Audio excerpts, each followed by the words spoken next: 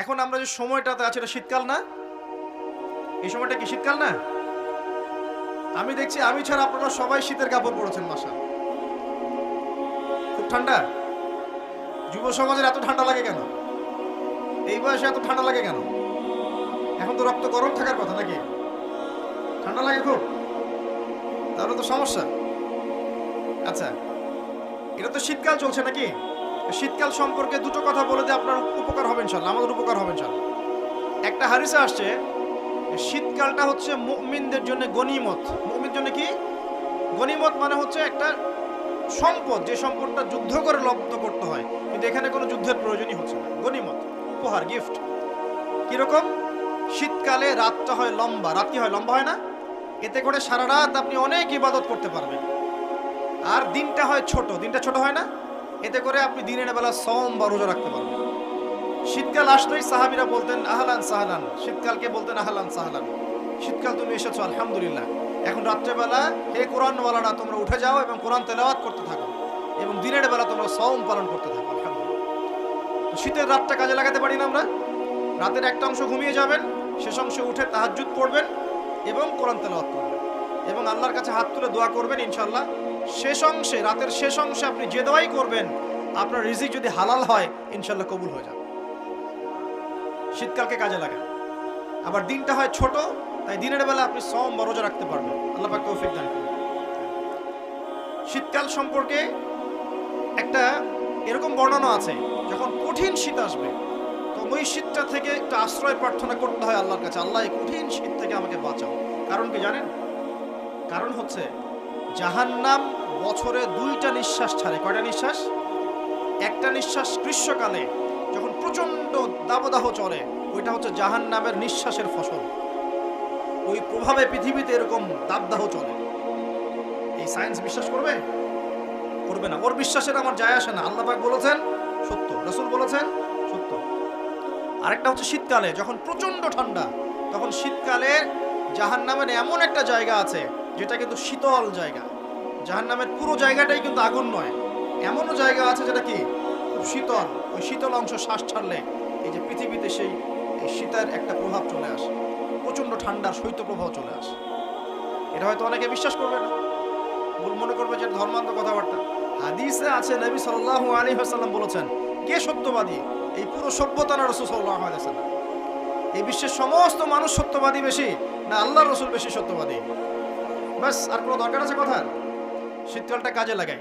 এই শীতকালে আমি একটা আমল বলে দিই প্রিয় ভাইরা। শীতকালে নবী সাল্লাল্লাহু আলাইহি ওয়াসাল্লাম এই যে তাহাজ্জুদ পড়তে উৎসাহিত করেছেন, সওম রাখতে উৎসাহিত করেছেন এবং সাহাবীরা কোরআন তেলাওয়াত করতে উৎসাহিত করেছেন। একটা হাদিসে আছে তিনটা কাজ মানুষের গোনার একটা বড় বড় অংশকে মিটিয়ে দিবে। 1 নম্বর কাজ হচ্ছে সংকটকালীন অবস্থায় দান। মানে আপনার দান করার এখন সামর্থ্য খুব কম, টাকা পয়সার টানা হেঁচড়া আছে, এখন আপনি দান করছেন, এই দানের বিনিময়ে আল্লাহ পাক গুনাহ আপনার মাফ করবেন ইনশাআল্লাহ। 2 নম্বরটা হচ্ছে যে কঠিন গরম পড়েছে, এই গরমের দিনে আপনি রোজা রেখেছেন, তৃষ্ণার্ত থেকেছেন, এই গরমে রোজা রাখার কারণে আপনার গুনাহ মাফ হয়ে যাবে ইনশাআল্লাহ। আরেকটা কাজ হচ্ছে প্রচন্ড শীতকাল, এই যে এখন শীতকাল পড়ছে, এই শীতকালে আপনি ঠান্ডা পানিতে ওযু করছেন কষ্ট করে, এই ওযুর বদৌলতে আপনার গুনাহগুলো মাফ হয়ে যাবে ইনশাআল্লাহ। এই 3টা কাজ শীতকালে পাওয়া যাচ্ছে না? 3 নম্বর কাজটা শীতকালে পাওয়া যাচ্ছে না, যে শীতের সময় পূর্ণাঙ্গ রূপে ওযু করলে আপনার গুনাহগুলো মাফ হয়ে যাবে ইনশাআল্লাহ। শীতকালে মাশাআল্লাহ আমাদের ওয়াজ মাহফিলগুলো হবে, ওয়াজ মাহফিলগুলোতে অ্যাটেন্ড করবেন, ঈমান রিচার্জ করবেন, রাতের বেলা তাহাজ্জুদ পড়বেন ইনশাআল্লাহ। তাড়াতাড়ি ঘুমিয়ে যাবেন যাতে করে শেষ রাতে আপনি উঠতে পারেন। রাতটা লম্বা হবে, একটা অংশে কোরআন তেলাওয়াত করবেন, একটা অংশে দোয়া করবেন ইনশাআল্লাহ তাআলা। আল্লাহ পাক দুনিয়া আখিরাতের যত হাজত আপনার পূর্ণ করে দিবেন ইনশাআল্লাহ। আর দিনের বেলা সম্ভব হলে সওম রাখবেন। আরেকটা কাজ আমাদের করা উচিত, এটা আমি মাহফিলের মাধ্যমে অ্যানাউন্স করছি। আমাদের উচিত শীতকালে আশপাশে যে দরিদ্র শীতার্থ মানুষগুলো আছে, স্পেশালি গ্রামাঞ্চলে, দেশের উত্তরাঞ্চলে কিন্তু প্রচুর শীত পড়ে, এরকম বিভিন্ন অঞ্চলে কিন্তু প্রচুর শীতার্থ মানুষ আছেন। এই শীতার্থ মানুষদের জন্য সামর্থ্যবানদের উচিত হবে শীত বস্ত্রের ব্যবস্থা করা। কম্বল হোক, অন্যান্য গরম কাপড় হোক, এগুলোর ব্যবস্থা করে বিভিন্ন ফাউন্ডেশন বা সংগঠন বা পলিটিক্যাল অ্যাসোসিয়েশন বা মসজিদ মাদ্রাসা এগুলোর উদ্যোগে এই শীত বস্ত্রগুলো মানুষের মাঝে বিতরণ করার চেষ্টা করতে হবে ইনশাআল্লাহ। পারা যাবে না ইনশাআল্লাহ? আমরাও নিয়াত করছি ইনশাআল্লাহ এই শীতে আমরা পুরো বাংলাদেশ ব্যাপী আমাদের সামর্থ্য অনুযায়ী মানুষের সাদাকাগুলোকে কালেক্ট করে আমরা শীত বস্ত্র বিতরণ করবো ইনশাআল্লাহ তাআলা। এবং আমরা রিকোয়েস্ট করবো আপনাদের দানের হাতটাকে প্রশস্ত করতে। তবে মনে রাখবেন, কখনো যদি দেখেন যে আমার নামে বা আমাদের ফেসবুক আইডি ইউজ করে, পোস্টকে ইউজ করে কেউ দান সদকা চাচ্ছে, এনশিওর না হওয়া পর্যন্ত কেউ দান করবেন না। এরকম প্রচুর প্রতারক ফ্রড বের হয়েছে যারা আমাদের নাম ইউজ করে কিন্তু মানুষের কাছে টাকা পয়সা চাওয়ার চেষ্টা করছে। আমি কখনো মানুষের সামনে এভাবে কোনো প্রজেক্টের জন্য টাকা পয়সা চাই না। যদি চাই এইভাবে জনসমক্ষে এসে বলবো যে এই প্রজেক্টের জন্য চাচ্ছি। মানে এখন যেটা বললাম, ইনশাআল্লাহ শীতকালে আমরা শীত বস্ত্র বিতরণ করব। যার যার সামর্থ্য আছে আমাদের অফিসিয়াল পেজে আমাদের সব নাম্বারগুলো, অ্যাকাউন্ট নাম্বারগুলো দেওয়া হবে, সেখানে আপনারা পাঠাবেন, আমরা বিতরণ করবো ইনশাআল্লাহ। এবং সেটা সম্পূর্ণ আমার নিজের তত্ত্বাবধানে চলবে ইনশাআল্লাহ তাআলা। এখন এই কাজগুলো শুধু আমরা করব না, আপনারাও করবেন। বিভিন্ন সংগঠন থেকে করবেন, আপনাদের মসজিদ থেকে করবেন, মাদ্রাসা থেকে করবেন, পলিটিক্যাল অ্যাসোসিয়েশন থেকে করবেন, ধর্মীয় সংগঠনগুলো থেকে করবেন। এতে করে কি হবে জানেন? নবী সাল্লাল্লাহু আলাইহি ওয়াসাল্লাম বলেছেন, আপনি যদি মানে কোনো বান্দা যদি অন্য মুসলিম ভাইয়ের কোনো হাজত প্রয়োজন পূরণ করে দেয়, আল্লাহ রাব্বুল আলামিন কিয়ামতের মাঠে তার হাজত পূরণ করে দেবেন ইনশাআল্লাহ। অন্য বর্ণনায় আছে দুনিয়া এবং আখিরাতে আল্লাহ পাক তার হাজত পূরণ করে দেবেন ইনশাআল্লাহ। একটা হাদিসে এসেছে, একজন বান্দা যতক্ষণ মুসলিম ভাইয়ের প্রয়োজন পূরণ করে, আল্লাহ রাব্বুল আলামিন ততক্ষণ পর্যন্ত তার প্রয়োজন পূরণ করে থাকে। অতএব অন্যের মুখে হাসি ফোটানোর নিমিত্তে এই শীতার্থ মানুষগুলোর পাশে আমাদের দাঁড়ানো উচিত। আল্লাহ পাক আমাদেরকে তৌফিক এনায়েত করুন। শীতকালে এই কাজগুলো করবেন। আর শীতকালে কিন্তু কিছু কিছু নোংরামি কাজ হয়, এই কাজগুলোও বর্জন করতে হবে। পারবেন না ইনশাআল্লাহ? এক নম্বর নোংরামিটা হচ্ছে, শীতকালে দেখবেন এমন কিছু মানে অনুষ্ঠানের আয়োজন করা হয় যেগুলোতে মানে অপসংস্কৃতির বাদ্যযন্ত্র বাজতে থাকে। খেয়াল করুন, স্পেশালি দেখবেন গ্রামে গঞ্জে কিছু কিছু পিকনিক আয়োজন করে, এগুলোতে দেখবেন এমন গান বাজনা বাজায়, ডিজে গান বাজায় যে মানুষের সারা রাত ঘুম হারাম হয়ে গেছে। হয় না এরকম? এরকম হয়। ঐতিহ্য রক্ষা করতে সমস্যা নাই। শীতকালে আমাদের এখানে পিঠার উৎসব হতো না? তারপরে আমাদের এই যে একটা নবান্ন উৎসব হতো না? একটা দেশীয় লোকজ ঐতিহ্য থাকে, সেগুলো পালন করতে সমস্যা নেই, যতক্ষণ পর্যন্ত সেগুলোর মধ্যে কোনো শিরক বেদাত বা হারাম না ঢুকছে, এগুলো পালন করতে সমস্যা নেই। কিন্তু আপনি পিকনিক করবেন, এখানে ধার্স মিউজিক প্লে করবেন, ডিজে বাজাবেন, মানুষের ঘুম নষ্ট করবেন, হারাম করবেন, এটা কি ইসলাম জায়েজ করেছে নাকি? এই কাজগুলো শীতে বেশি হয়, সতর্ক থাকবেন।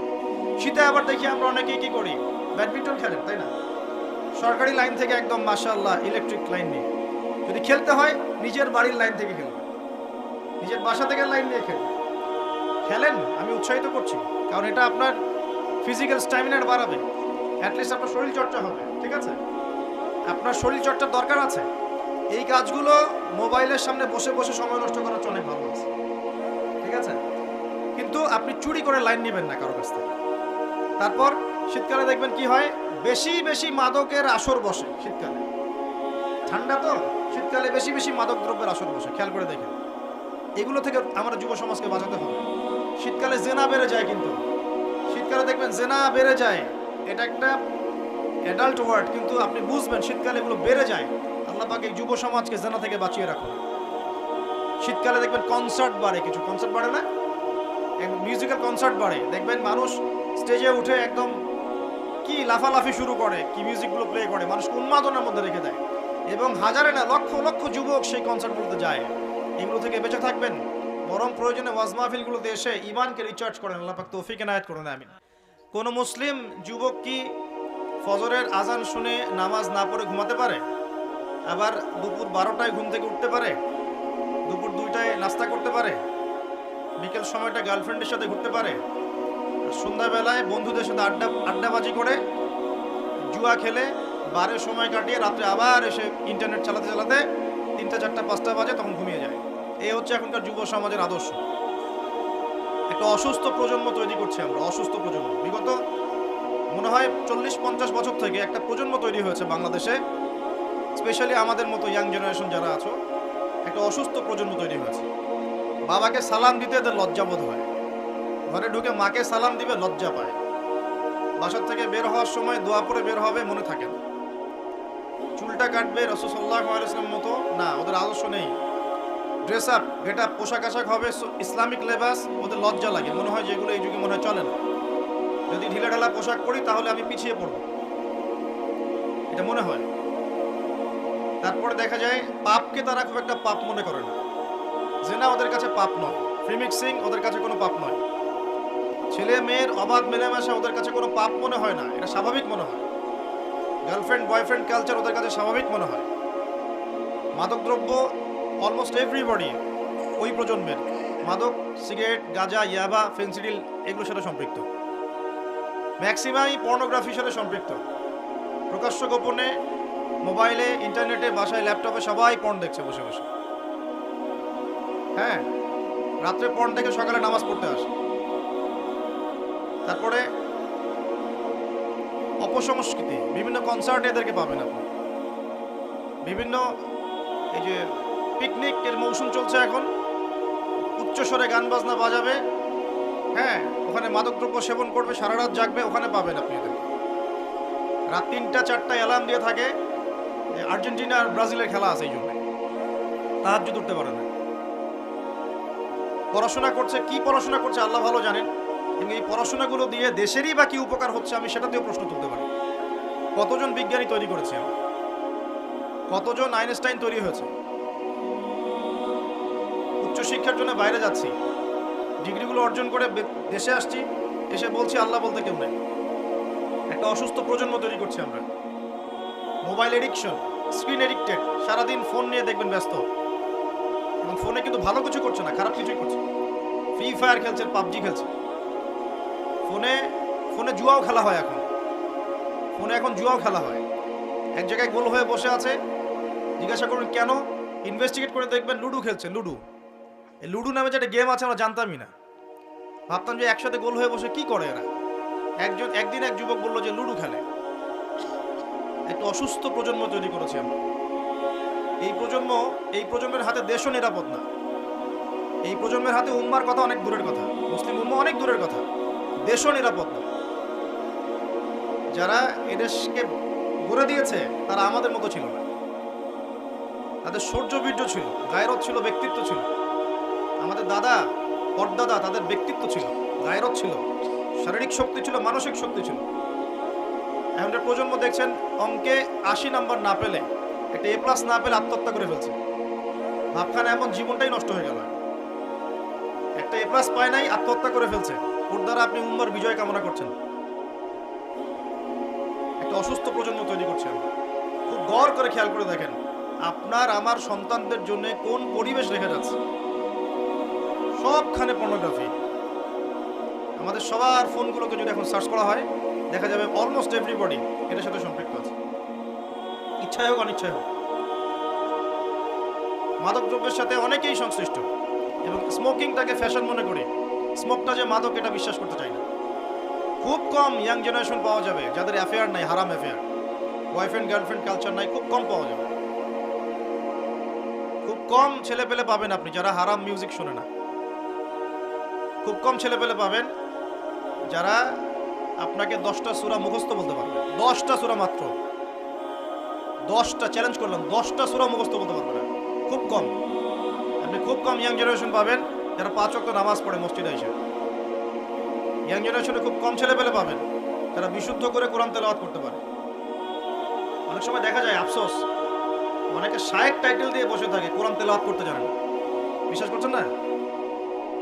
আমার সামনে বসায়, ওলামায়ে কেরামদের সামনে বসায় দিয়ে বিশুদ্ধ করে কোরআন তেলাওয়াত করা শিখতে হবে তাকে আরো 1 বছর বক্তব্যে গিয়ে। তারপরে পড়তে হবে আরবি ব্যাকরণ, তারপর আরবি বালাগাত, উসুল, তারপর আকীদা, হাদিস, ইবারত, ফিকহ, উসুল হাদিস। এই সাবজেক্টগুলো কভার করার পরে ইফতা দিতে হবে, ইফতা, তারপর হবে মুফতি। এত পড়াশোনার এখন প্রয়োজন হয় না, সবাই ইন্টারনেট ছায় কেন। বিশুদ্ধ করে কোরআন তেলাওয়াত করতে পারছে না, স্টেজে উঠে বলছে অমুক মুফতিকে ডাকো, তমুক মুফতিকে ডাকো, বাসে বসবো। ফিতনাগুলো বন্ধ করতে হবে। কনস্ট্রাকটিভ পড়াশোনা দরকার। আমাদের যুব সমাজের কতজন ছেলে পেলে বিশুদ্ধ করে কোরআন তেলাওয়াত করতে পারে জরিপ করে দেখেন। যারা পারে তাদের পড়াগুলোকে ওস্তাদদের সামনে শোনান, দেখবেন কতগুলো ভুল বের করা যায়। কিন্তু কোরআন তেলাওয়াতের কথাই বললাম। আর সিলেবাস তো অনেক গভীর। আজকে থেকে 10 বছর আগে মনে করতাম অনেক জানি, এই 10 বছর পরে এসে দেখছি যে আসলে এমন এক সাগরে ডুব দিয়েছে আমি কিছুই জানি না এখন। ইসলাম এত গভীর একটা সমুদ্র, ইসলামের জ্ঞান, মনে হচ্ছে আমি 2%ও জ্ঞান অর্জন করতে পারিনি আজ পর্যন্ত। বিশ্বাস করেন, মন থেকে কথাটা বলুন, যত গভীরে যাবেন আপনি মনে হবে আপনি জাহেল। কি বলবো আপনাদেরকে, আমার তো বলার যোগ্যতাই নাই। আর এমনও ব্যক্তি দেখছি ওয়াজ মাহফিলের মঞ্চগুলোতে এসে কসম আল্লাহর বিশুদ্ধ করে কোরআনের একটা আয়াতও তেলাওয়াত করতে পারে না, শায়েখ লকব দিয়ে বসে আছে, বাহাসের জন্য মানুষকে ডাকছে। কোথায় ধর্ম চলে গেছে বাংলাদেশে! আর সাধারণ মানুষ তো সব বোঝে না। উলামায়ে কেরাম যারা আছেন তাদের কথা সবার কাছে পৌঁছাচ্ছে না। তো এই ইন্টারনেটটা সবসময় উপকার করে নাই, অনেক সময় অনেক ক্ষতিও করেছে। কিছু কিছু ভালো জিনিস পাচ্ছেন ইউটিউবে, ফেসবুকে, হয়তো এগুলো যথেষ্ট না, কিন্তু এর মধ্য দিয়ে আপনি অনেক খারাপ জিনিসও পেয়েছেন। এমন অনেক ফিতনা ছড়িয়ে গেছে যেগুলো আসলে শক্তভাবে প্রতিহত করা দরকার ছিল। কে করবে প্রতিহত? যাদের কাছে ক্ষমতা আছে তাদের উচিত এগুলো প্রতিহত করা। আল্লাহ তৌফিক দান করুন। দ্বীন ইসলাম হুমকির মুখে পড়ছে, একটা অসুস্থ প্রজন্ম তৈরি করে যাচ্ছি আমরা। আমাদের বাচ্চারা, এই যে মেয়ে বাচ্চাগুলো, সুবহানাল্লাহ, আমরা তো ঢাকার মানুষ, এখন পোশাক বলতে আর কোনো পোশাক নাই। পোশাক মানে ছেলে যা পরে মেয়েও তাই পড়ছে। যে কাপড়গুলো বাসায় পরে থাকে ছেলেরা, ছেলে মানুষরা যেই কাপড়গুলো বাসায় পরে থাকে সেই কাপড় পরে মেয়েরা বাইরে গিয়ে শপিং করছে। বাইরে গিয়ে, বিশ্বাস করছেন না কথা? যে কাপড়গুলো আমরা বাসায় পরি, জিন্স, এই যে ভিতরের স্যান্ডো গেঞ্জি বলি না,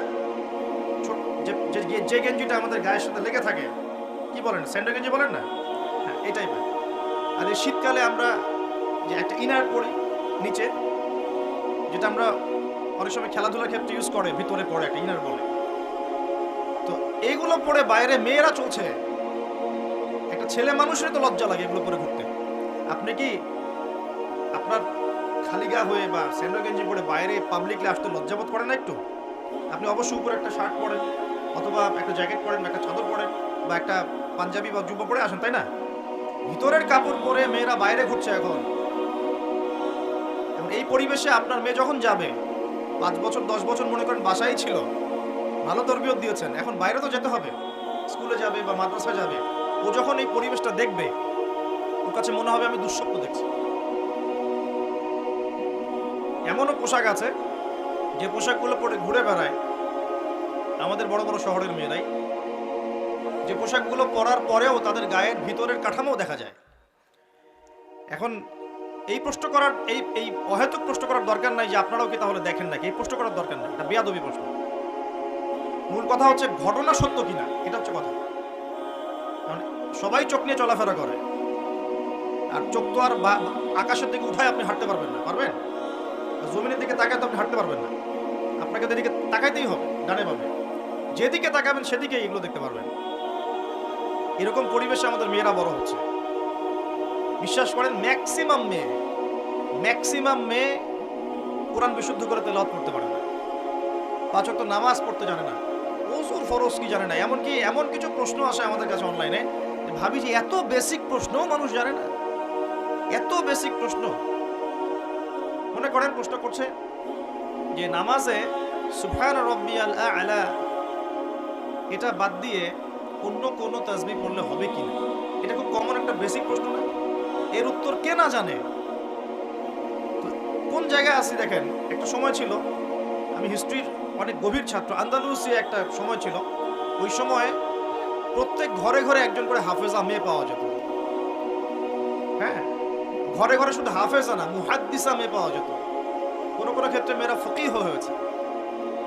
এখন দেখবেন বেসিক ওজুর মাসআলা, গোসলের মাসআলা, হ্যাঁ, ফরজ গোসলের মাসআলা, নামাজের ফরজ ওয়াজিব, হায়েজ নেফাসের মাসআলা, এই বেসিক মাসআলাগুলো আমাদের তরুণ প্রজন্ম জানে না। অথচ এদিকে পড়াশোনা করেছে 20 বছর 25 বছর। কোথায় পড়াশোনা করলেন আর কি শিখলেন? আর এত টাকা পয়সা খরচই বা কেন করলেন এর পিছনে?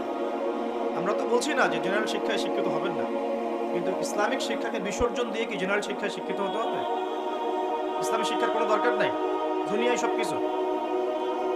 আর জেনারেল শিক্ষায় শিক্ষিত হয়ে আপনি কি সত্যি আপনার শিক্ষা দিয়ে দেশ এবং জাতির খেদমত করছেন, নাকি একটা সার্টিফিকেটের জন্য আপনি দৌড়াচ্ছেন? নিজের মনকে, বিবেককে প্রশ্ন করবেন সততার সাথে, আয়নার সামনে দাঁড়িয়ে, সত্যি কি আপনি আপনার জ্ঞান দিয়ে সমাজের কোনো খেদমত করেছেন কিনা, নাকি আপনি জ্ঞানটা অর্জন করতে চাচ্ছেন শুধুমাত্র একটা সার্টিফিকেট অর্জন করা, সার্টিফিকেট দিয়ে একটা জব না হলে বিয়ে হবে না, বিয়ে না হলে মেয়ে দিবে না, মেয়ে না দিলে আমি তো জীবনে কিছুই করতে পারবো না। এই তো জীবন চক্রটা তো এমনিই চলছে। তরুণ প্রজন্মকে আমি প্রথমে রিকোয়েস্ট করবো যে একটা আয়াত দিয়ে আলোচনা শুরু করেছে। প্রিয় ভাইয়েরা এবং বোনেরা, আল্লাহ পাক বলেছেন ওয়ামা আতাকুমুর রাসূলু ফাখুযুহু। আল্লাহর আদেশ এটা, যখন আল্লাহ পাক কোনো আদেশ করেন সেটা কিন্তু ফরজ হয়ে যায়। আল্লাহর আদেশ কি হয়? আল্লাহ যখন কোনো আদেশ করেন সেটা কি হয়? ফরজ। আল্লাহ পাক বলেন ওয়ামা আতাকুমুর রাসূল ফাখুযুহু। রাসূলুল্লাহ সাল্লাল্লাহু আলাইহি ওয়াসাল্লাম যা তোমাদেরকে দিয়েছেন, যে সুন্নাহগুলো দিয়েছেন সেগুলো গ্রহণ করো। ওয়ামা নাহাকুম আনহু ফান্তাহু। রাসূল যা থেকে নিষেধ করেছেন দূরে থাকো। দুটো জিনিস পাচ্ছেন, যা দিয়েছেন নিতে হবে, যা নিষেধ করেছেন ছাড়তে হবে। শুধু যা দিয়েছেন নিব, যা নিষেধ করেছেন ছাড়বো না, এটাও কিন্তু হলো না। যা দিয়েছেন নিতে হবে, যা ছাড়তে বলেছেন কি করতে হবে? ছাড়তে হবে। আপনাকে দাড়ি ছাড়তে বলেছেন, ছেড়ে দেন। গোফ কেটে ফেলতে বলেছেন, কেটে ফেলেন। দুটোর উপর আমল হয়ে গেল। ঘুমাচ্ছেন আপনি, কেন মিউজিক শুনতে শুনতে আপনি কানের মধ্যে হেডফোন দিয়ে ঘুমিয়ে যাবেন? এটা কি রাসূলের সুন্নাত হলো নাকি? সুন্দর করে ওযু করবেন, এই রাত্রে থেকে আমল শুরু করেন ইনশাআল্লাহ। আজকে থেকে সুন্দর করে ওযু করবেন। যদি পসিবল হয় সূরা মুলক তেলাওয়াত করবেন। কোন সূরা? তাবারাকাল্লাযী বিয়াদিহিল মুলক ওয়া হুয়া আলা কুল্লি শাইইন কাদির। এই সূরাটা রাতে তেলাওয়াত করতে বলেছেন আল্লাহ পাক, খেয়াল করে দেখেন। এবং ফজিলত বলা হয়েছে এই সূরার তেলাওয়াত ইনশাআল্লাহ আপনাকে কবরের আযাব থেকে বাঁচাবে। এটা হাদিস আছে কিন্তু। আর একটা লিংক আপনাকে দেই, একটু মনোযোগ দিবেন। লিংকটা হচ্ছে আল্লাহ পাক কোরআনের আয়াতগুলোকে তুলনা করেছেন আকাশের তারার সাথে। কিসের সাথে? আকাশের তারার সাথে। আকাশের তারা কি করে? শুধু কিন্তু সৌন্দর্য বৃদ্ধি করে না, আকাশের তারাগুলোকে যদি মিলাতে পারেন সঠিকভাবে, আপনি পথ খুঁজে পাবেন। কি পাবেন? পথ বা রাস্তা খুঁজে পাবেন। আর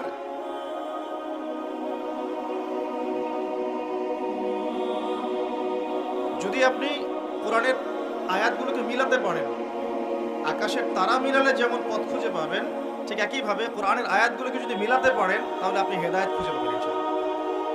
তাহলে এখানে একটা মিল আছে না? এখন সূরা মুলক আল্লাহ রাতে তেলাওয়াত করতে বলছেন, আর রাতের বেলায় আপনি আকাশের তারা খুঁজে পাবেন। মিল পাচ্ছেন? আরো একটা মিল বলে দেয়। সূরা মুলকের মধ্যে আল্লাহ পাক বলেছেন আকাশের তারা দেখতে।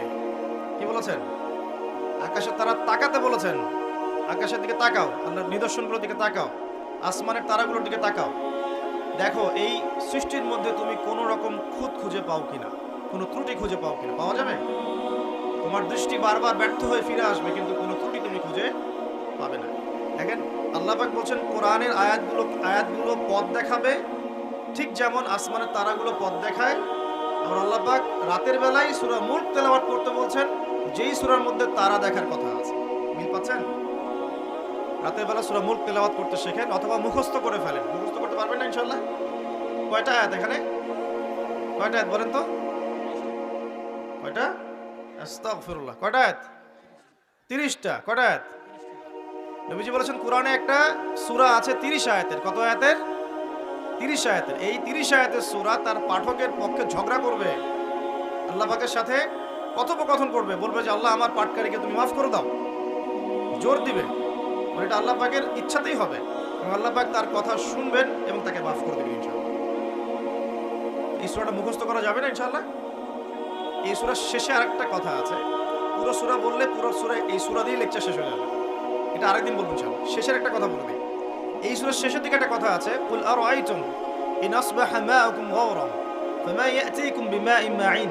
আল্লাহ পাক বলছেন তোমরা কি কখনো ভেবে দেখেছো যে যদি আল্লাহ পাক এই ভূগর্ভস্থ পানিটাকে নিচে নামিয়ে দেন, ভূগর্ভস্থ পানির স্তরটাকে নিচে নামিয়ে দেন, কোন সত্তা কি আছে যে তোমাকে সেই পানি এনে দিবে? আছে? এই আয়াত থেকে আমাদের একটা শিক্ষা আছে, একটু বলি শুনেন।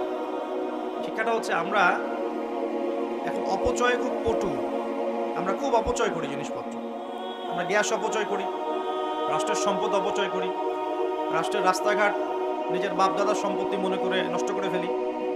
সম্পত্তি কিন্তু আমার না, এটা রাষ্ট্রের, জনগণের। আপনি রাষ্ট্রের সম্পত্তি নষ্ট করতে পারেন না, আপনাকে কিন্তু জবাব দিতে হবে।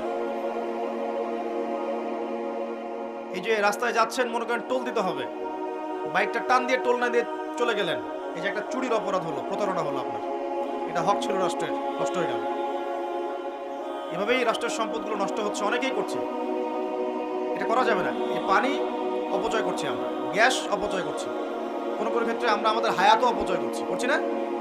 হায়াত অপচয় করছি না, সময় হায়াত অপচয় করছি, আমাদের যৌবন অপচয় করছি। অপচয়ে পটু একটা জাতিতে পরিণত হয়েছি আমরা। আল্লাহ মাফ করবো আমাদের। আল্লাহ পাক দেখেন, আল্লাহ পাক বলছেন পানির স্তর কিন্তু নিচে নেমে যেতে পারে। যদি নিচে নেমে যায়, আল্লাহ ছাড়া কে আছে পানি নিয়ে আসবে তোমাদের জন্য? এই পানি অপচয় করতে করতে করতে করতে এখন পানির স্তর নিচে নেমে গেছে অলরেডি। ঢাকা সহ বাংলাদেশের, ঢাকা স্পেশালি, এর পানির যে লেয়ার, এটা নিচে নেমে যাচ্ছে দিন দিন। খবর আছে আপনার? সারা দিন, একদিন 24 ঘন্টায় পুরো ঢাকা শহরের প্রত্যেকটা বাথরুমে যত গ্যালন গ্যালন পানি অপচয় হয়, এগুলোকে সংরক্ষণ করা গেলে বাংলাদেশের পানির অপচয়, পানির কোনো সংকটই থাকতো না। এখন মনে হচ্ছে পানি তো অনেক, সমস্যা নাই, পানি চলে যেতে কয়দিন সময় লাগবে? নদীগুলো শুকিয়ে যাচ্ছে না? আগের মতো পানি আছে নদীতে? নদীগুলো শুকাচ্ছে না? অপচয় এমন একটা কাজ, যখন একটা জাতি অপচয় করে তখন তাদের উপর থেকে বরকতটা উঠে যায়। কি উঠে যায়? বরকত। আমরা অপচয়টা বন্ধ করে দিই, আল্লাহ পাক তৌফিক দান করুন। আমাদের অপচয়টা দেখাচ্ছি, একটু দেখেন। আমরা মাশাআল্লাহ মসজিদে যাই, গিয়ে মাশাআল্লাহ আমরা ট্যাপটা ছাড়ি, আর যার ইমানের জোর যত বেশি তার ট্যাপের স্পিডও মাশাআল্লাহ তত বেশি। ঠিক আছে, পানি পড়তে থাকে দেদারসে। এক বালতি পানি দিয়ে আমরা ওযু করি, এক বালতি পানি দিয়ে আমরা একজন ওযু করি। খেয়াল করে দেখেন, এখন যদি মসজিদে নামাজ পড়তে আসে 500 জন মুসল্লি, 500 বালতি পানি খরচ করে ফেলেছে। উমর রাদিয়াল্লাহু আনহুর যুগ হলে এই মুসল্লিরা মাইর খেত। উমর রাদিয়াল্লাহু আনহুর যুগটা থাকলে এখন এই মুসল্লিদেরকে পিটানো হতো। ওখানে প্রশাসন থাকতো, কতটুকু পানি খরচ করতো দেখার জন্য। এটা কি অপচয় মনে হচ্ছে না আপনার কাছে? এক বালতি পানি দিয়ে রাসূল সাল্লাল্লাহু আলাইহি ওয়াসাল্লাম এক বালতিরও কম পানিতে গোসল করতেন। সহিহ বুখারী পড়ে দেখেন, নবী সাল্লাল্লাহু আলাইহি ওয়াসাল্লাম এক বালতিরও কম পানি দিয়ে গোসল করতেন। আর আমরা ওযুই করি এক বালতি পানি লাগে, আধা বালতি পানি লাগে। আর এই শহরগুলোতে যে শাওয়ার ছেড়ে দিলাম, ব্যাস পড়ছে পানি 1 লিটার, 10 লিটার, 15 লিটার, 20 লিটার গোসল করতেছে। মহিলা ঢুকলে তো কথাই নাই, 40-50 লিটার পানিও চলে যেত। এই যে পানির অপচয়, এটা লেকচারে বলবো ভাবছিলাম, সুযোগ পাচ্ছিলাম না, আজকে মনে পড়েছে বলে দিলাম।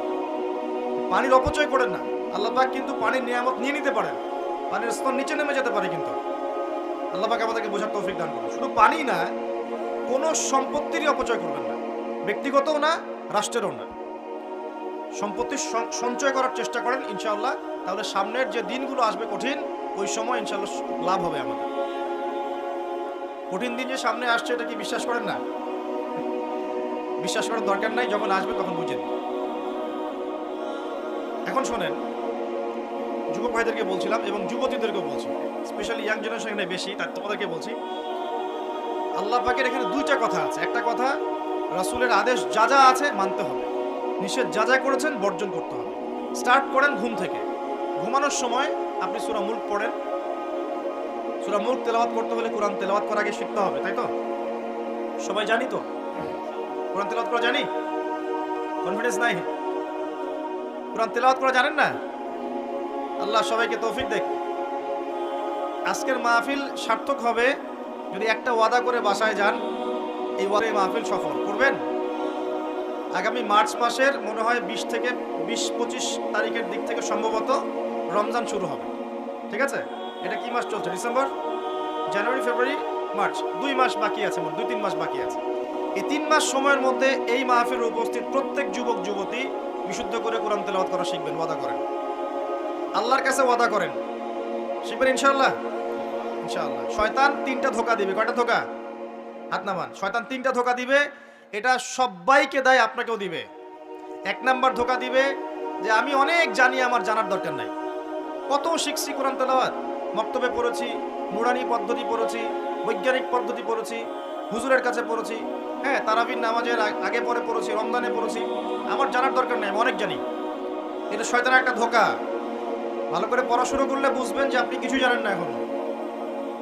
দ্বিতীয় ধোঁকা হচ্ছে, আপনাকে শয়তান ধোঁকা দিবে আমার অনেক বয়স হয়ে গেছে, আমি আর পারবো না। এই ধোঁকা দেয় নাই ভাই? আমার অনেক বয়স হয়ে গেছে, আমি আর পারবো না, আমার জিহ্বায় আসে না। জিহ্বায় না আসলেও পড়তে হবে, তাহলে আপনি ডাবল নেকি পাবেন ইনশাআল্লাহ। জিহ্বায় না আসলেও যারা পড়ে ওই ফিহি হাদিসে আসছে, মানে আটকে আটকে যায়, তারপরেও ওয়াহু আলাইহি শাক্কুন, এটা তার উপর কঠিন হয়, তারপরেও সে চেষ্টা করে, ফালাহু আজরান, তার জন্য ডাবল পুরস্কার, ডাবল নেকি হবে ইনশাআল্লাহ। আরেকটা শয়তান ধোঁকা দিবে, এটা তোমাদেরকে দিবে, ইয়াংদেরকে, সেটা হলো অনেক সময় পড়ে আছে, এত তাড়াহুড়ার কিছু নাই, পরে শিখে নিব। এই ধোঁকা দেয় নাই? এই ধোঁকা দিয়ে দিয়েই তো বয়স হয়ে গেল 25-30, এখনো 30টা কোরআনের আয়াত তুমি বলতে পারছো না। 30টা কোরআনের আয়াত যে তুমি জানো না, এটা তো ওই ধোঁকারই ফসল। তোমার আব্বা আম্মাকে আগে ধোঁকা দিয়েছে শয়তান, যে বাচ্চাটাকে আগে বড় করি, স্কুল কলেজ বিশ্ববিদ্যালয়টা শেষ হোক, তারপরে দেখা যাবে। ওই করতে করতে ছেলের বয়স হয়ে গেছে 25-30, এখনো অজুর মাসআলা জানে না, নামাজের মাসআলাগুলো জানে না, ফরজ ওয়াজিব সুন্নত মুস্তাহাব বোঝে না, আর ইসলামের গভীর জ্ঞান তো অনেক দূরের কথা, কোরআন হাদিস আকীদা উসুল ফিকহ এগুলো তো অনেক পরের কথা। এখন সে দিন শেখার জন্য একটাই মাধ্যম সামনে পায়, Facebook YouTube, Facebook YouTube, bus that's all. Facebook YouTube মানে কি, ঢুকবে দেখবে অমুক যা বললো তমুকের বিরুদ্ধে, আর তমুক যা বললো অমুকের বিরুদ্ধে, এগুলোই দেখবে। এখানে শেখার তো তেমন কিছু নাই, আপনি তো এখানে সমালোচনা শিখবেন খালি। এখানে শিখবেন কিভাবে ওয়াজ মাহফিলে উঠে কাউকে তুচ্ছ তাচ্ছিল্য করতে হয়। আপনি শিখছেন এখানে কিভাবে একজন আরেকজনকে গালি দিচ্ছে, কিভাবে একদল আরেক দলকে গালি দিচ্ছে, কিভাবে এ তার বিরুদ্ধে বলছে, ও তার বিরুদ্ধে, এটা তো শিখছেন আপনি। তাহলে সঠিক শিক্ষা পাবেন কোথায়? এখানে ঈমান রিচার্জ করবেন, সঠিক শিক্ষাটা পাবেন কোথায়? আপনাকে তো আলেম ওলামার কাছে সোহবতে যেতে হবে তো, এবং সিলেবাস ভিত্তিক পড়াশোনা করতে হবে তো, নাহলে শুধু এই ইন্টারনেটে ঢুকলে আপনি বিভ্রান্ত হয়ে যাবেন। ইন্টারনেট একটা ফিতনার জায়গা এখন, এটাকে মাধ্যম বানাতে পারেন আপনি, আপনি সহযোগী মাধ্যম বানাতে পারেন, কিন্তু একমাত্র মাধ্যম বানালেই সমস্যা আছে, বিশেষ তখন সমস্যা হয়ে যাবে আপনার। এই কথাগুলো আমাদের বাস্তব জীবনের উপলব্ধি থেকে বলছি, ইনশাআল্লাহ আপনার জীবনে ফায়দা দিবে ইনশাআল্লাহ। প্রিয় যুবক ভাইরা, এই 3টা ধোঁকা থেকে বেঁচে থাকবেন। রাত্রেবেলা কি তেলাওয়াত করবেন তাহলে? কোন সূরা? সূরা মুলক। আচ্ছা, ফজিলত কি কি ফজিলত? ইনশাআল্লাহ আপনাকে আল্লাহ রাব্বুল আলামিন এই সূরা তেলাওয়াতের বরকতে, এর ওসিলা ইনশাআল্লাহ কবরের আযাব থেকে বাঁচাবেন ইনশাআল্লাহ। কবরের আযাব সত্য না মিথ্যা? চোখে দেখা যায়? কোনো পরীক্ষাগারে প্রমাণ করা যায়? তাহলে পশ্চিমারা যে বলে পরীক্ষা নিরীক্ষা পর্যবেক্ষণ ছাড়া কোনো জ্ঞান নেওয়া যাবে না, তাহলে কি হবে? এই যে শিক্ষা ব্যবস্থা দাঁড়িয়ে আছে এখনকার এই দর্শনের উপরে, পরীক্ষা নিরীক্ষা পর্যবেক্ষণ, চাক্ষুষ না দেখা পর্যন্ত কিছু বিশ্বাস করি না। যদি বিশ্বাস করেন তখন আপনাকে বলবে ধর্মান্ধ হয়ে গেছে। কি বলবে? কথা বোঝেন না আমার? হ্যাঁ, ওদের ফিলোসফি অফ এডুকেশন, মানে আমরা বলি এটাকে এপিস্টিমোলজি, আমাদের ফিলোসফিতে বলতো এপিস্টিমোলজি, মানে জ্ঞান তত্ত্ব। এই শব্দের অর্থ হচ্ছে কি? জ্ঞান তত্ত্ব। ওদের জ্ঞান তত্ত্ব হচ্ছে যে যেটা ভিজুয়াল না, আমরা যা দেখি না, এবং যেটা স্পর্শ করা যায় না, ইন্দ্রিয় দিয়ে উপলব্ধি করা যায় না, মানে স্পর্শ করে বোঝা যায় না, গন্ধ নিয়ে বোঝা যায় না, তারপরে কঠিন তরল না বায়বীয় পরীক্ষা করা যায় না, পরীক্ষা নিরীক্ষা পর্যবেক্ষণের মাধ্যমে সিদ্ধান্তে আসা যায় না, এটাকে জ্ঞান বলে না। যদি এটাকে এই সিঁড়িগুলো উত্তরানো যায় তখন সেটা জ্ঞান, ওদের দর্শন এটা। তাহলে এখন কবরের আযাবটাকে আপনি কি করবেন? এখন কবরের আযাব নাই, তাহলে এখন তো আপনাকে আল্লাহ পাকের কথায় বিশ্বাস করতে হচ্ছে না, গায়েবে বিশ্বাস করতে হচ্ছে। তাহলে এখন আপনি যখন গায়েবে বিশ্বাস করতে যাবেন, ওরাই আপনাকে তোকমা দিয়ে দিবে, এটা ধর্মান্ধ, এবং ওয়ার্ল্ড আপনাকে আক্রমণ করবে তখন। যেমন মুসলিমদেরকে এখন আক্রমণ করছে না এগুলো দিয়ে, এগুলো এমনি এমনি আসে নাই, এটা পরিকল্পিত। আপনার ভিত্তিটাকে নড়িয়ে দিবে। তাই তো আসলেই তো আল্লাহকে তো দেখি না, ফেরেশতা তো দেখি না, জিন জাতিকে তো দেখি নাই, আত্মা তো দেখি না, কবরের আযাব তো দেখি না, কেন বিশ্বাস করবো তাহলে? এই জন্য দেখবেন একটা প্রজন্ম তৈরি হয়েছে এখন, ওরা বলে যে আমি তো আল্লাহ কোরআন এগুলো তো খুব একটা বিশ্বাস করি না, কারণ আমি তো দেখি না। নাউযুবিল্লাহ। আছে না এমন লোকজন আশপাশে আপনার? এদের সংখ্যা বাড়ছে না কমছে? দিন দিন বাড়ছে। হয়তো আপনার কাছে মনে হচ্ছে যে এদের সংখ্যা হয়তো বেশি না, কিন্তু দিন দিন বাড়ছে। একটা তথ্য দিয়ে যে আপনাদেরকে এখানে শোনেন, বিগত 100 বছরে, কত বছরে? বিগত 100 বছরে বিশ্বের 3টা দর্শন খুব চলেছে। কয়টা দর্শন? 3টা। একটা হচ্ছে এলিমিনেশন, ওরা বলে কি এলিমিনেশন, মানে কনসেপ্ট অফ গড, মানে আল্লাহর বিশ্বাসটাকে সরিয়ে দেয়া, এটাকে এলিমিনেট করা। দেখবেন পশ্চিমারা সহ এই উন্নত সভ্যতা, সোকল্ড উন্নত সভ্যতারে কিন্তু আল্লাহই বিশ্বাস করে না, তারা নাস্তিকতার আদর্শ ছড়িয়ে দিচ্ছে, কিন্তু তারা বিজ্ঞানে বিশ্বাস করে, আল্লাহ বিশ্বাস করে না। কিন্তু বিজ্ঞান যদি বলে কবরের আযাব বলে কিছু আছে, ওরা বিশ্বাস করবে। অবশ্যই বিশ্বাস করবে। কিন্তু আল্লাহ যদি বলেন কবরের শাস্তি আছে, তারা বিশ্বাস করবে। আমার কথা বোঝাতে পারছি? আচ্ছা, এটা একটা। 2 নম্বর হচ্ছে মেটেরিয়ালিজম, মানে বস্তুবাদিতা। মানে মানুষকে দুনিয়া, খাও দাও ফুর্তি করো, ব্যাংক ব্যালেন্স, টাকা পয়সা, জমি জমা, স্ট্যাটাস, এইটুকুর মধ্যে সীমাবদ্ধ করেছে। চিন্তাগুলোকে এর মধ্যে সীমাবদ্ধ করেছে। পরকাল, পরকালের জীবন, ওইখানে জবাবদিহিতা, আল্লাহর সামনে দাঁড়ানো, এগুলো বাতিল, এগুলো পড়ে। মানুষকে দুনিয়া দুনিয়া দুনিয়ার দিকে ফোকাস করেছে। দেখেন না, এখন ফ্লাইওভারে দাঁড়াবেন, দেখবেন মানুষ ছুটছে, সারাদিন ছুটছে। কিসের পিছনে? পরকাল, দুনিয়ার পিছনে। অল্প কিছু মানুষ আছে যারা একটু ধর্মান্ধ টাইপের নাকি, তারা ছোট ধর্মের দিকে। আরেকটা আছে 3 নাম্বার, এটা হলো চ্যালেঞ্জ, চ্যালেঞ্জ এগেইনস্ট রিলিজন, মানে ধর্মের বিরুদ্ধে চ্যালেঞ্জ উত্থাপন করা, যে ধর্মের এটা কেন, ধর্মের ওইটা কেন, হ্যাঁ, মুসলিমদের মধ্যে পর্দা কেন, চুরি করলে চোরের হাত কেন কাটতে হবে, বড় একটা বিষয়। তারপরে ইসলামে বহু বিবাহ কেন, ঠিক আছে, তারপরে বিয়ের এক্স্যাক্ট কোনো বয়স নাই কেন, মানে এই যে কনসেপ্ট থ্রো করছে না, এগুলো চ্যালেঞ্জ, রিলিজিয়নকে চ্যালেঞ্জ করা, এই দর্শনটা ছড়িয়ে দেওয়া হয়েছে বিগত 100 বছর। এই তথ্যটা আপনাকে জানিয়ে দিলাম, ইনশাআল্লাহ আপনাদের স্টাডির ক্ষেত্রে কাজে দেবে। প্রিয় ভাইয়েরা, পরিবেশটা নষ্ট করবেন না, যাদের কোনো হাজত আছে পিছন দিক দিয়ে চলে যান। আজকে রাত্রে ঘুমানো থেকে শুরু করে দেন রাসূলুল্লাহ সাল্লাল্লাহু আলাইহি ওয়াসাল্লামের সুন্নাহর উপর আমল করা। পারা যাবে না ইনশাআল্লাহ? প্রথমে সূরা মুলক, তারপরে আপনি পড়বেন সূরা ফালাক, নাস, ইখলাস, 3 বার, মোট 9 বার। এবং প্রত্যেক 3 বার শেষ হলে আপনি 2 হাতকে একত্রিত করে ফু দিয়ে নিজের মাথা থেকে নিয়ে যতদূর পর্যন্ত পারেন মাসাহ করবেন। ইনশাআল্লাহ রাত্রেবেলা আপনাকে কোনো দৃশ্য অদৃশ্যের ক্ষতি স্পর্শ করবে না ইনশাআল্লাহ। ঘুমের মধ্যে অনেক সমস্যা হয় না অনেকের, যে বলে বোবা ধরে, দুঃস্বপ্ন দেখেন, হ্যাঁ, ভয় পান, আছে না এগুলো সমস্যা? এই সব সমস্যার সমাধান কি মেডিকেল সায়েন্স করতে পারে? যাবেন, একটা অ্যান্টি ডিপ্রেশন ওষুধ দিয়ে দিবে, অথবা একটা ঘুমের ওষুধ দিয়ে দিবে, ঘুমান। কিন্তু সব সমস্যার সমাধান কে করতে পারে? আল্লাহ পাক পারেন ইনশাআল্লাহ। এগুলো নিঃসন্দেহে কোনো না কোনো ভিত্তি এবং পিছনের একটা ব্যাখ্যা আছে, যেটা হয়তো আমাদের নাও জানা থাকতে পারে, হতে পারে না? সব জ্ঞান কি আমাদের আছে? সব জ্ঞান যে আমাদের নাই, একটা এক্সাম্পল দিই, জাস্ট একটা এক্সাম্পল দিই। আমাদের শরীরে কি আত্মা আছে? আছে না নাই? আত্মাকে কি কেউ দেখেছে কিনা? এটাকে কেউ টাচ করেছে কিনা? তা আত্মা কঠিন, তরল না বায়বীয় কোনো জ্ঞান কারো আছে কিনা? এখন একজন মানুষ মৃত, একজন মানুষ জীবিত, উভয়ের মাঝখানে পার্থক্যটাই তো হচ্ছে আত্মা। একজন মানুষ মৃত, তার মধ্যে আত্মাটা নাই, আর যে মানুষটা জীবিত তার মধ্যে কি আছে? রূহ বা আত্মা আছে। আল্লাহ পাক এই সম্পর্কে কি বলছেন? আল্লাহ বলছেন সূরা বনী ইসরাঈলে, ইয়াসআলুনাকা আনির রূহ, হে নবী, তারা তোমাকে রূহ বা আত্মা সম্পর্কে জিজ্ঞেস করে। কুলির রূহু মিন আমরি রব্বি, তুমি বলে দাও হে নবী, রূহ হচ্ছে তোমার রবের একটা আদেশ মাত্র। কি একটা আদেশ? আদেশে এসেছে, আদেশে চলে যাবে, কোনো কারণ লাগে নাকি? আমরা কারণ ব্যাখ্যা করতে চাই, এটাকে বলে কার্যকারণ তত্ত্ব। প্রত্যেকটা কাজের পিছনে একটা কারণ ব্যাখ্যা করি, এটা কেন হলো এই কারণে, এটা কেন হলো এই কারণে, এটাকে বলে কার্যকারণ তত্ত্ব। আল্লাহ পাকের হুকুমে মানুষ যে মারা যাচ্ছে, এর পিছনে কোনো কারণ লাগে নাকি? এই যে একটা মানুষ হাঁটছে হাঁটছে ডেড, কারণ আমরা বলে দিলাম হৃদযন্ত্রের ক্রিয়া বন্ধ হয়ে মারা গেছে, এই তো, এই কথা তো। ক্রিয়াটা বন্ধ হলো কিভাবে? ভালোই তো ছিল, হঠাৎ করে কি হলো? কার হুকুমে হলো? এটা কোনো হুকুমটা তো নাই।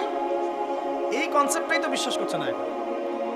রূহ বলে কিছু একটা আছে না, এই রূহের কি ব্যাখ্যা আমি করতে পারবো? এই জ্ঞান কি আমার আছে? আল্লাহ বলছে মামা উতীতু মিনাল ইলমি ইল্লা কলিলা, এই বিষয়ে তোমাদেরকে খুবই কম জ্ঞান দেওয়া হয়েছে, জ্ঞানই দেওয়া হয়নি। জ্ঞান কে দেয়? নাকি সব জ্ঞান আমরা অ্যাচিভ করি? জ্ঞানতাত্ত্বিক দর্শন শোনেন, কিছু মানুষ বলেছে সুদীর্ঘকাল ধরে মানুষ বুদ্ধি থেকে জ্ঞান পায়। কি থেকে পায়? বুদ্ধি থেকে। আবার কিছু মানুষ বলেছে মানুষ অভিজ্ঞতা থেকে জ্ঞান পায়। কি থেকে? অভিজ্ঞতা। অভিজ্ঞতা হয়েছে, জ্ঞান পেয়েছে, আগে জানতেন না, এখন জানছেন। এখানে বিষয়টা কি? এর চূড়ান্ত বক্তব্যটা কি? চূড়ান্ত বক্তব্য দিয়েছে ইসলাম। ইসলাম বলছে ওয়াকুলিল হাক্কু মির রাব্বিকুম, হক বা সত্য রবের পক্ষ থেকে আসে। সূরা বাকারায় আছে ওয়াআল্লামা আদামাল আসমাআ কুল্লাহা, আল্লাহ পাক আদম আলাইহিস সালামকে সমস্ত নাম শিক্ষা দিয়েছেন। সূরা আলাকায় আছে আল্লামাল ইনসান মা লাম ইয়ালাম, মানুষকে সেই জ্ঞান শিক্ষা দিয়েছেন যা মানুষ জানতো না। জ্ঞানকে শিক্ষা দিয়েছেন, জ্ঞানকে শিক্ষা দিয়েছেন। তাহলে জ্ঞান কার পক্ষ থেকে আসে? এখানে একটা কথা মনে রাখবেন, আপনার যদি অনেক বড় ডিগ্রি সার্টিফিকেটও থাকে, যদি হৃদয়টা পরিচ্ছন্ন না হয়, হৃদয়ে নূর না থাকে, আল্লাহর মারিফত বসিরা না থাকে, তাহলে কিন্তু আল্লাহর পক্ষ থেকে জ্ঞান পাওয়া খুব ডিফিকাল্ট। আপনি কাগজের কিছু জ্ঞান পেতে পারেন, তথ্য পেতে পারেন, ইনফরমেশন পেতে পারেন, প্রকৃত জ্ঞান পাওয়া খুব টাফ আছে। আল্লাহ পাক বোঝার তৌফিক দান করুন। সূরা ফালাক নাস ক্লাস পড়বেন, সূরা মুলক পড়বেন, ওযু করার কথা বলেছি। এর পাশাপাশি আপনি সূরা কাফিরুন পড়বেন। কোন সূরা? কোনটা বলেন তো? প্রথম লাইন কি? কুল ইয়া আইয়ুহাল কাফিরুন। মাশাআল্লাহ। আচ্ছা, এই সূরাটা ফজিলত আছে। যদি আপনি প্রত্যেক রাতে সূরা কাফিরুন পড়েন ঘুমানোর আগে, ইনশাআল্লাহ তাআলা আল্লাহ পাক আপনাকে আমাকে শিরকের পাপ থেকে বাঁচিয়ে রাখবেন ইনশাআল্লাহ। কিসের পাপ? শিরকের পাপ কি সবচেয়ে বড় পাপ না ছোট পাপ? একটা হাদিস বলে দেই, ইনশাআল্লাহ যথেষ্ট হবে। রাসূলুল্লাহ সাল্লাল্লাহু আলাইহি ওয়াসাল্লামকে আল্লাহ পাক একটা ওয়াদা করেছেন। কি ওয়াদা করেছেন? আল্লাহ পাক বলছেন মিরাজের রাতে, হে নবী মুহাম্মদ সাল্লাল্লাহু আলাইহি ওয়াসাল্লাম, তোমার উম্মতের মধ্যে কোনো ব্যক্তি যদি, তোমার উম্মতের মধ্যে যে কোনো ব্যক্তি যদি আসমান জমিন সমান পাপ নিয়ে আমার সামনে হাজির হয়, কিন্তু আমার সাথে কাউকে শরিক করেনি, শিরকের পাপ নাই, আমি আল্লাহ তার সামনে আসমান জমিন সমান গুনাহ, আসমান জমিন সমান ক্ষমা নিয়ে হাজির হব। কথা কি বুঝতে পারছেন? অনেক পাপ করেছেন আপনি, পাপের শেষ নাই, কিন্তু আপনি শিরকের পাপ করেন নাই। ইনশাআল্লাহ একদিন না একদিন আপনি জান্নাতে যাবেন ইনশাআল্লাহ। আল্লাহ পাক সমস্ত পাপ মাফ করতে পারেন, কোন পাপ ছাড়া? শিরক। তওবা করলে এখনই মাফ করতে পারেন ইনশাআল্লাহ। তো এই শিরকের পাপ থেকে আপনাকে বাঁচাবে কোন সূরা? সূরা কাফিরুন। তেলাওয়াত করেন, দেখবেন শিরক আপনি চিনে ফেলবেন ইনশাআল্লাহ। সেখান থেকে আপনি দূরে থাকতে পারবেন ইনশাআল্লাহ। আর শিরক থেকে বাঁচার জন্য একটা কিতাব আমি সাজেস্ট করেছি অনেকবার, কিতাবুত তাওহীদ। কোন কিতাব? কিতাবুত তাওহীদ। এর শারাহ বা ব্যাখ্যা আছে, অনেকগুলো প্রকাশনা থেকে বের হয়েছে, কিনতে পারেন। বাংলায় অনুবাদ করা আছে, বইটা পড়তে পারেন। তবে বইটা একটু কঠিন, অনেকে হয়তো বুঝতে পারবেন না সবকিছু। যেটাই বুঝবেন না, স্থানীয় বড় আলেম যিনি আছেন, হকপন্থী আলেম, তার কাছে গিয়ে জিজ্ঞাসা করবেন। একা একা পণ্ডিত হতে যাবেন, একা একা পণ্ডিত হয়ে গেলে সমস্যা। ওই যে এক শ্রেণী বের হয়ে গেছে যে কোরআন মানলেই হবে, হাদিস মানার কোনো দরকার নেই, আছে না? হ্যাঁ, এই যে বেশি পণ্ডিত এখানে কোরআনের দলিলকে অগ্রাহ্য করলো। আল্লাহ যে বলছেন রাসূল যা দিয়েছেন নাও, রাসূলের দেওয়াগুলো পাবো কোথায়? রাসূল যা দিয়েছেন সেগুলো কি কোরআনে আছে নাকি? রাসূল যেগুলো দিয়েছেন ওগুলো কোথায় আছে? রাসূল যেগুলো থেকে নিষেধ করেছেন ওগুলো কোরআনে আছে নাকি? রাসূল যেগুলো নিষেধ করেছে কোথায় আছে? তাহলে এই অংশটুকু বাদ দিয়ে কোরআন মানা যাবে নাকি? তার মানে হচ্ছে আমি কোরআনটাই তো মানলাম না, তাহলে আমি কোরআনটাই মানিনি আসলে। তো এই যে সমস্যা, নিজে বেশি পণ্ডিত হতে গেলে প্রবলেম আছে। ওলামায়ে কেরামের সাথে সম্পর্ক রাখতে হবে। আর কোন ওলামায়ে কেরামের সাথে সম্পর্ক রাখবেন? যাদের সকালের ফতোয়া দুপুরের একটা পিটানিতে রাত্রে চেঞ্জ হয়ে যায়। সকালে একটা ফতোয়া দিয়েছে, ওই ফতোয়া দেওয়ার কারণে দুপুরে একটা মাইর খাইছে, রাত্রেবেলা সেই ফতোয়া চেঞ্জ, হকপন্থী হয়ে গেল। এমন বহু আছে, মানে এমন কিছু মতাদর্শ নিয়ে চলে যেগুলো নিয়ে চললে জীবনে কোনো বাধা বিপত্তির অবকাশ নাই। সারা জীবন দাওয়াতি কাজ করেই যাবে, কেউ একটু শব্দও করবে না তার বিরুদ্ধে। রাসূলুল্লাহ সাল্লাল্লাহু আলাইহি ওয়াসাল্লামকে 23 বছরে এত মার খেতে হইল কেন? তাহলে আমাকে একটা প্রশ্ন উত্তর দেন। লা ইলাহা ইল্লাল্লাহ এর দাওয়াত তো নবী সাল্লাল্লাহু আলাইহি ওয়াসাল্লামও দিয়েছেন, আর আমিও দিচ্ছি, আপনিও দিচ্ছেন। রাসূলুল্লাহ সাল্লাল্লাহু আলাইহি ওয়াসাল্লামের উপরে এত বাধা বিপত্তি, নির্যাতন, নিপীড়ন নেমে আসে, আর আপনার ঘরে এত এত এত অর্থ সম্পদ করে আসতেছে, ঘটনাটা কোথায়? তো তাহলে এই লা ইলাহা ইল্লাল্লাহ গুলোর মধ্যে নিশ্চয়ই পার্থক্য দেখা যাচ্ছে। কথা মানে বোঝেন না? যেই লা ইলাহা ইল্লাল্লাহ এর দাওয়াত দেওয়ার জন্য নবী সাল্লাল্লাহু আলাইহি ওয়াসাল্লামকে গালি খেতে হয়েছে 15টা। কয়টা বলেন? 15টা গালি খেতে হয়েছে। আর রাহিবুল মাকতুম বই পড়ে দেখেন, যেই লা ইলাহা ইল্লাল্লাহ এর দাওয়াত দেওয়ার কারণে রাসূলকে 16 বার হত্যা করার চেষ্টা করা হয়েছে। কতবার? পড়েন, সিরাতের বই পাবেন। মক্কা বিজয়ের সময় তাওয়াফ করার সময়ও তাকে হত্যার চেষ্টা করা হয়েছে। যেই লা ইলাহা ইল্লাল্লাহ দাওয়াত দেওয়ার জন্য নবী সাল্লাল্লাহু আলাইহি ওয়াসাল্লামের ঘাড়ে উটের নাড়ি ভুঁড়ি চাপিয়ে দেওয়া হয়েছে, দেশান্তরিত করা হয়েছে। তায়েফের মানুষ ইটপাটকেল নিক্ষেপ করেছে, রক্ত ঝরেছে। সেই একই লা ইলাহা ইল্লাল্লাহের দাওয়াত দেওয়ার পরে আমার ঘরে বিলিয়ন বিলিয়ন ডলার আসতেছে। সমস্যা কোথায়? তাহলে সমস্যা কোন জায়গায়? নিঃসন্দেহে উভয় লা ইলাহা ইল্লাল্লাহের মধ্যে পার্থক্য আছে। হ্যাঁ, আমি এমন লা ইলাহা ইল্লাল্লাহের দাওয়াত দিচ্ছি যে দাওয়াত দিলে কোনো সমস্যা নাই, আমি সব তরকারিতেই চলবো, পার পেয়ে যাবো ইনশাআল্লাহ।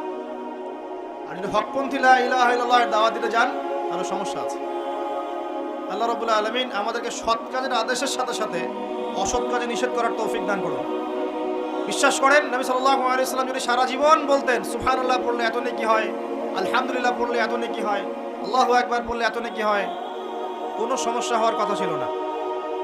নবী সাল্লাল্লাহু আলাইহি ওয়াসাল্লামকে প্রস্তাব দেওয়া হচ্ছে, তুমি যে আল্লাহর ইবাদত করো সেই আল্লাহর ইবাদত আমরা করব, পাশাপাশি আমরা আমাদের লাত উজ্জা মানাতেরও ইবাদত করব। হবে কি?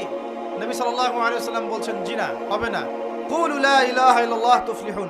লা ইলাহা ইল্লাল্লাহ বলে সমস্ত বাতিল ইলাহকে অ্যাভয়েড করতে হবে, এলিমিনেট করতে হবে, তারপর হবে মুসলিম। এখন আপনি 5 ওয়াক্ত নামাজও পড়বেন মাশাআল্লাহ, এদিকে সুদও খাবেন, আপনি রমজান মাসে সাওমও রাখবেন মাশাআল্লাহ, আপনি ঘুষও নেবেন, আপনি এদিকে দান সদকাও করবেন, আবার যাকাতও দিবেন না, এদিকে মাশাআল্লাহ আপনি তাহাজ্জুদ পড়বেন, পর্দা মানবেন না, হ্যাঁ, এদিকে আপনি তাসবিহ তাহলিল করছেন, হজ উমরা করছেন বছর বছর, এদিকে দুর্নীতিও করবেন, অন্যের সম্পদ আত্মসাৎও করবেন। এই লা ইলাহা ইল্লাল্লাহ তো আল্লাহর রাসূল শেখান নাই, শিখাইছেন নাকি? উদখুলু ফিস সিলমি কাফা মানে কি? তোমরা পরিপূর্ণরূপে ইসলামে কি করো? প্রবেশ করো। এখন ইসলামে পরিপূর্ণ প্রবেশ মানে কি? নামাজও পড়বেন, সুদও খাবেন, আর এদিকে রোজাও রাখবেন, ঘুষও খাবেন, এদিকে হজ উমরা করবেন, বনের সম্পত্তি মেরে খাবেন। এগুলো কি লা ইলাহা ইল্লাল্লাহ শিক্ষা? মনে রাখবেন, লা ইলাহা ইল্লাল্লাহ এর হকপন্থী ওলামায়ে কেরাম যারা, সোহবতে গিয়ে পড়ে দিন শিখবেন ইনশাআল্লাহ। পারবেন না? এটা চেনার জন্য আপনাকে এত কষ্ট করতে হবে না, এত কষ্টের প্রয়োজন নাই। খালি দেখবেন যে কাদের দাওয়াতে বাধা বিপত্তি নেমে আসে আর কাদের আসে না, এতটুকু চোখ কান খোলা রাখলেই বুঝতে পারবেন ইনশাআল্লাহ। এই জন্য একজন মজলুম বলেছিলেন যে তাকে মৃত্যুর সময় বলা হচ্ছে কালিমা পড়েন। কি পড়েন? কালিমা পড়েন। সে বলছে যে আমাকে কোন কালিমা পড়তে বলছে? যে কালিমা তোমরা পড়ছো সেই কালিমা পড়ার পর তোমাদের রুটি রুজির ব্যবস্থা হচ্ছে, আর আমি যে কালিমাটা পড়েছি এই কালিমার জন্য তুমি এসেছো আমার গলায় আজকে ফাঁসির কাষ্ট চলাতে। এই হচ্ছে অবস্থা। প্রিয় ভাইয়েরা, দুনিয়ার জীবনটা চূড়ান্ত নয়, এখানে সফল হতে হলে একটা আয়াতেই যথেষ্ট আপনার জন্য। আজকে রাসূল যা দিয়েছেন নিয়ে নেন, যা দেন নাই ছেড়ে দেন, যা নিষেধ করেছেন ছেড়ে দেন, ব্যাস, আর কিছু করতে হবে। ঘুমানো থেকে শুরু করেছি আপনার জন্য, আমি একটু গুছিয়ে দিব আপনাকে সারাদিন, তারপর শেষ করে দিব ইনশাআল্লাহ। এবার আপনি ডান পাশে কাঁধ হচ্ছেন, হয়ে বলবেন আল্লাহুম্মা বিইসমিকা আমুতু ওয়া আহইয়া। তার আগে যদি সম্ভব হয় 33 বার সুবহানাল্লাহ, 33 বার আলহামদুলিল্লাহ, 34 বার আল্লাহু আকবার পড়ে আপনি ঘুমিয়ে যান। এখন যদি আপনি 6 ঘন্টা বা 8 ঘন্টা ঘুমিয়ে থাকেন, প্রত্যেক সেকেন্ডে আপনি নেকি পাবেন ইনশাআল্লাহ। কেন নেকি পাবেন? কারণ আপনি আপনার আদর্শ মতো ঘুমান নাই, আপনি রাসূলুল্লাহ সাল্লাল্লাহু আলাইহি ওয়াসাল্লামের আদর্শ মতো ঘুমিয়েছেন, মুহাম্মদুর রাসূলুল্লাহর উপর আমল করেছেন। মুহাম্মদুর রাসূলুল্লাহ মানে কি? প্রতিটা কাজ করতে হবে কার তরিকায়? রাসূলুল্লাহ এটা বোঝেন। লা ইলাহা ইল্লাল্লাহ মানে কি? মানে আল্লাহ ছাড়া আর কিছুই চলবে না, সোজা কথা। আল্লাহ ছাড়া আর কিছুই কি চলবে? কিছু চলবে না। মুহাম্মদুর রাসূলুল্লাহ মানে হচ্ছে প্রতিটা কাজ করতে হবে কার পদ্ধতিতে? মুহাম্মদ সাল্লাল্লাহু আলাইহি ওয়াসাল্লামের তরিকা। ব্যাস, এই এতটুকু যথেষ্ট। এই কালিমা নিয়ে মৃত্যুবরণ করলে পরে ইনশাআল্লাহ একদিন না একদিন আপনি জান্নাতে যাবেন ইনশাআল্লাহ। যদিও আপনি চুরি করেন, যদি আপনার জিনা করেন, যদি আপনি মদ খান, ইনশাআল্লাহ আল্লাহ চাইলে সেই গুনাহ মাফ করে দেবেন ইনশাআল্লাহ। এখন প্রিয় ভাইয়েরা, ঘুম থেকে উঠলেন, দিনের বেলা এবার সকালে ঘুম থেকে উঠলেন, উঠে আপনি কি করবেন? নিজের মন গড়া পদ্ধতিতে উঠে বাথরুমে চলে যাবেন, নাকি একটু দোয়া কালাম পড়বেন? উঠে দোয়া পড়বেন, আলহামদুলিল্লাহিল্লাযী আহইয়ানা বা'দা মা আমাতানা ওয়া ইলাইহিন নুশুর। তারপর যাবেন আপনি বাথরুমে, গিয়ে আগে কোন পা ঢুকাবেন? ডান পা না বাম পা? আগে বাম পা। বিসমিল্লাহ বলে ঢুকিয়ে খুফি ওয়াল খাবাইস ইস্তেনজা করেন। যতক্ষণ ইস্তেনজা করছেন আপনি ইবাদতের মধ্যে আছেন ইনশাআল্লাহ। এবার বের হলেন গোফরানাকে বলে, বের ওযু করবেন, প্রথমে বিসমিল্লাহ। ওযু ধীর স্থির ভাবে করবেন, আরো যে বললাম খুব বেশি পানি ইউজ করার দরকার নেই, পানির স্পিডটা কম রাখবেন, পানি অপচয় করবেন না। দেখেন, ওযু যদি বিশুদ্ধ না হয় নামাজ কি বিশুদ্ধ হবে? ওযুতে যদি আপনি এক বালতি পানি শেষ করেন তাহলে তো হলো না কিছু। ওযুতে পরিমাণ মতো পানি ইউজ করেন, তারপরে ওযু শেষে কালিমা শাহাদা পড়লে আপনার জন্য জান্নাতের দরজাগুলো খুলে যাবে ইনশাআল্লাহ। এবার মিসওয়াক করলেন, ওযু শেষে, ওযুতেও মিসওয়াক করতে পারেন, শেষেও করতে পারেন। এবার আপনি পায়ে হেঁটে হেঁটে নামাজে যাচ্ছেন, নামাজে যাওয়ার সময় বাসা থেকে বের হবেন, এমনি এমনি বের হবেন না দোয়া পড়বেন? কোন দোয়া পড়বেন? বিসমিল্লাহি তাওয়াক্কালতু আলাল্লাহি ওয়ালা হাওলা ওয়ালা কুওয়াতা ইল্লা বিল্লাহ। ব্যাস, বের হওয়ার সাথে সাথেই একজন ফেরেশতা আপনার সাথে চলে আসবে ইনশাআল্লাহ, শয়তান দূরে চলে যাবে। এবার পায়ে হেঁটে হেঁটে আপনি মসজিদ যাচ্ছেন, প্রত্যেক পদক্ষেপে হাঁটছেন, একটা করে পা ফেলছেন, একটা গুনাহ মাফ, একটা করে পা ফেলছেন, একটা নেকি লেখা হচ্ছে। আর কি চাই বলেন? আল্লাহ পাক রহমত দিচ্ছেন, মর্যাদা বাড়াচ্ছেন। এই সময় একটা দোয়া পড়তে পারেন, আমি শিখিয়ে দিই। এই দোয়াগুলো সব হিসনুল মুসলিম বইয়ের মধ্যে আছে। প্রিয় ভাই, সবগুলো দোয়া মুখস্থ করে ফেলেন। সারা জীবনে কত কিছু মুখস্থ করলেন, আমি ফখর করছি না, কিন্তু আমি বিশ্বাস করেন এই মুহূর্তে যদি বাংলাদেশের সব দোয়ার বইও না থাকে, মুখস্থ একটা পুরা হিসনুল মুসলিম লিখে দিতে পারবো ইনশাআল্লাহ। পুরা বইটা মুখস্থ করে ফেলবেন ইনশাআল্লাহ। পারা যাবে না? যদি ইসলাম তো এমনই, পৃথিবীতে যদি কোনো কোরআনের কপিস এখন না থাকে, এরকম কপিস, এরকম লক্ষ লক্ষ হাফেজ, কোটি কোটি হাফেজে কোরআন আছেন, আগামীকাল হওয়ার আগেই, সূর্য ওঠার আগেই কোরআন লেখা শেষ হয়ে যাবে। হবে না? মুখস্থ করে ফেলবেন। সবকিছু অ্যাপসে নির্ভর হবেন না, বইয়ে নির্ভর হবেন না, নিজের জেহেনে নিয়ে নেবেন ইনশাআল্লাহ। এরপরে আপনি চলার পথে পড়বেন আল্লাহুম্মা ইজআল ফি কলবি নূরা ওয়া ফি লিসানি নূরা ওয়া ফি সামঈ নূরা ওয়া ফি বাসারি নূরা ওয়া আন ইয়ামিনি নূরান ওয়া আন শিমালি নূরান ওয়া মিন ফাওকি নূরা ওয়া মিন তাহতি নূরা আল্লাহুম্মা ইজআল ফি নাফসি নূরা। এই দোয়াটা পড়তে পারেন। এতে করে আল্লাহ পাক আপনাকে নূর দিবে। কি দিবে? নূর বা আলো দিবে ইনশাআল্লাহ। এই নূর আপনার জীবনেও লাগবে, কবরেও লাগবে ইনশাআল্লাহ। এবার নামাজে গেলেন, মসজিদে ঢুকবেন, কি এমনি এমনি না দোয়া আছে? ডান পা দিয়ে ঢুকবেন, দোয়া পড়বেন বিসমিল্লাহ ওয়াসসালাতু ওয়াসসালামু আলা রাসূলিল্লাহ আল্লাহুম্মা ইফতাহ লি আবওয়াব রাহমাতিক। একটা দোয়া আছে আউযু বিল্লাহিল আযীম ওয়া বিওয়াজহিল কারীম ওয়া সুলতানিহিল কদীম মিনাশ শাইতানির রাজীম। এটাও পড়তে পারেন। ব্যাস, এই দোয়া পড়লে শয়তান থেকে আপনি নিরাপদে থাকবেন। নামাজে দাঁড়ালেন, এই যে ফজর পড়বেন, যোহর, আসর, মাগরিব, এসা 5 ওয়াক্তের নামাজ পড়বো না? প্রত্যেক ওয়াক্তের জন্য একটাই নসিহত, সেটা হলো নামাজের বাহ্যিকতা গুরুত্বপূর্ণ, কিন্তু বাহ্যিকতার চাইতে বেশি গুরুত্বপূর্ণ হচ্ছে নামাজের আধ্যাত্মিকতা, নামাজের হার্ট, মানে মারিফত, ইহসান, খুশু, এগুলো বেশি ইম্পর্টেন্ট। নামাজে মনোযোগ ঠিক থাকছে কিনা খেয়াল রাখতে হবে। মনোযোগ বাড়ানোর বুদ্ধি কি? একটা টিপস বলে দিই। মনোযোগ বাড়ানোর বুদ্ধি হচ্ছে নামাজে যা বলছি মুখ দিয়ে, এগুলোর আরবির অর্থগুলো আপনার জানতে হবে। যদি আপনি অর্থটা জানেন, দেখবেন আপনার মনোযোগ অনেক বেড়ে গেছে ইনশাআল্লাহ। অর্থ না জানলে আপনি দাঁড়িয়ে থাকবেন, হাই তুলবেন, হাই, হুজুর তেলাওয়াত করছে, আপনি হাই তুলবেন, অর্থ আপনি বোঝেন না। একটু একটু খেয়াল করেন, একটা এক্সাম্পল খেয়াল করেন। মনে করেন আপনার মা অসুস্থ, নাউযুবিল্লাহ, আপনার বাবা অসুস্থ, আল্লাহ না করুক, বা আপনাদের ছেলে সন্তান, মেয়ে সন্তান অসুস্থ। এখন আপনি কোনো উপায় নেই, ডাক্তার বলছে যে খুব সিরিয়াস অবস্থা, হয় না এমন মাঝে মাঝে? আচ্ছা, এখন আপনি সেজদায় পড়ে গেলেন, হাত তুললেন, তুলে আল্লাহকে বলছেন, আল্লাহ আমার বাবা অসুস্থ, আমার মা অসুস্থ, আমার ছেলে বা মেয়েটা অসুস্থ, আল্লাহ তুমি তাকে শেফা দান করো। এই কথাটা বলার সময় আপনার চোখ দিয়ে পানি ঝরে না? ফিলিংস আসে না? এই ফিলিংসটা কেন আসে? কারণ আপনি যা বলছেন আল্লাহকে, সেটা আপনি উপলব্ধি করতে পারেন, ফিল করতে পারেন। নামাজে কেন মনোযোগ আসে না? কারণ নামাজ আমি যা পড়ছি এটা তো আমি ফিলই করতে পারি না, আমি তো এই ভাষাটাই বুঝি না, অর্থই জানি না, কেমন করে ফিল করব? এই জন্যই বলি কোরআনের অর্থ জানার দরকার নাই।